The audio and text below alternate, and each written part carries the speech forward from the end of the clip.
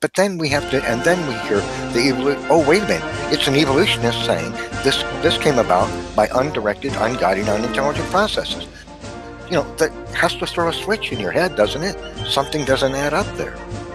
It's really amazing. I mean, I think it was Tommy Hall that I just watched this earlier today. He shared a video. It's an educational video of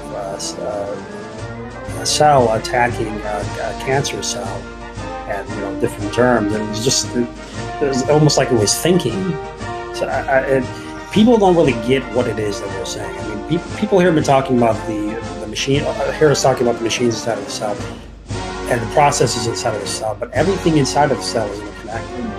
The ATP synthase itself, you've got a very complex manipulation of electrons that forms water. Then you've got proteins that end up being formed. They go through the rotor of the ATP synthase, the C-ring or the proteolipid that spins and turns. It causes the shaft to open up. I mean, it's just a really, really, really, really amazing process. And when you look at that operation, it's the exact same of any other molecular turbine that we would see, whether it be Pelton turbine or a steam turbine of some kind. The only difference is that you're dealing with proton motor force instead of just the steam. But I mean, even the ATP synthase itself,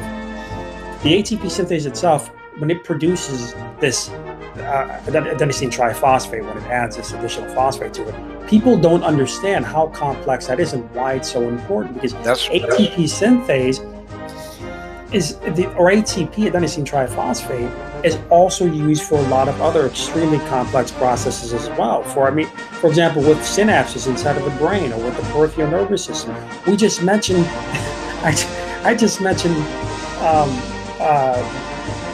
membrane-bound protein that you only find inside of eukaryotic cells, but that is actually a very, very important operation as well that initiates fight or flight. So everything is connected. You can't have one without the other. The nerve cells that you have, they're connected with a lot of different astrocytes. So for the 100 billion neurons that you have inside of your body, you have even more astrocytes inside of your body that have to work in conjunction with that.